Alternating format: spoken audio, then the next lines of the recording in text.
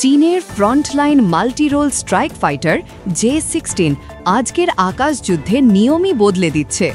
দ্রুত, নমনীয় এবং ভয়ঙ্কর, এটি আর কোনো পুরনো ডিজাইনের কপি নয়, বরং আগামী দিনের যুদ্ধক্ষেত্রের জন্য তৈরি একটি বাস্তব যুদ্ধযন্ত্র।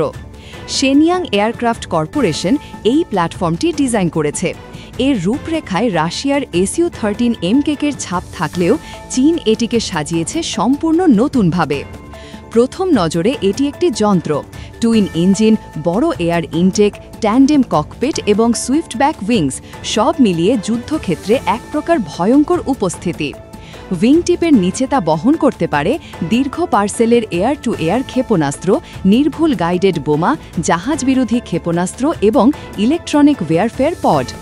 দুটি WS-10A ইঞ্জিন J-16কে দেয় উচ্চ থ্রাস্ট, বিস্তৃত রেঞ্জ এবং উন্নত উচ্চতায় অপারেশনাল সক্ষমতা। লক্ষ্যবস্তুকে দেখার আগে ছাপিয়ে যাওয়ার ক্ষমতা এটিকে করে তোলে দ্রুত সিদ্ধান্ত গ্রহণের যুদ্ধযন্ত্র। যদিও J-20র মতো পূর্ণ স্টেলথ নয়, তবু রাডার শোষণকারী আবরণ এবং রাডার ক্রস সেকশন কমানোর প্রযুক্তি এতে আছে, ফলে ট্র্যাক করা কঠিন। ককপিটের ভেতর প্রযুক্তি অত্যাধুনিক। দেশীয় AESA রাডার বহু লক্ষ্য একসাথে ট্র্যাক এবং এঙ্গেজ করতে সক্ষম। Modern digital display, helmet mounted citing এবং ফ্লাই বাই ওয়্যার কন্ট্রোল সবই এটাকে করে তুলেছে নিশ্চিত। আর চীনা কৌশলে আরও এক ধাপ এগিয়ে J-16D। এটি ইলেকট্রনিক ওয়ারফেয়ারের সংস্করণ, শত্রুর রাডারকে জ্যাম এবং যোগাযোগকে দমন করার জন্য নির্মিত। EA-18 গ্রাউলারের অনুরূপ কাজ এই প্ল্যাটফর্ম করে থাকে, কিন্তু চীনা স্বাদে। J-16 শুধুই ল্যাডে নেই, এটি মাঠেও প্রয়োগ করা হচ্ছে। তাইওয়ান প্রণালী এবং দক্ষিণ চীন সাগরের মহড়ায় এটি নিয়মিত দেখা যায়।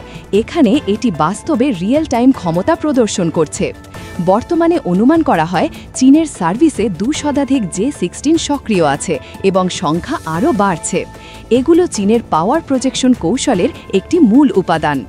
গুরুত্বপূর্ণ দিকটি হল J-16 J-20কে প্রতিস্থাপন করছে না, বরং পরিপূরক হিসেবে কাজ করছে। J-20 লুকিয়ে থাকলে J-16 দরজায় পাহারা দেয়। শেনইয়াংয়ের J-16 প্রমাণ করেছে চীন কেবল অনুকপি করছে না, তারা উদ্ভাবন এবং অভিযোজনও করছে এবং আধুনিক আকাশযুদ্ধে নিজেদের জন্য একটি শক্ত অবস্থান তৈরি করছে। J-16 কেবল একটি মেশিন নয়, এটি চীনের দ্রুত পরিবর্তনশীল ক্ষমতার প্রকাশ।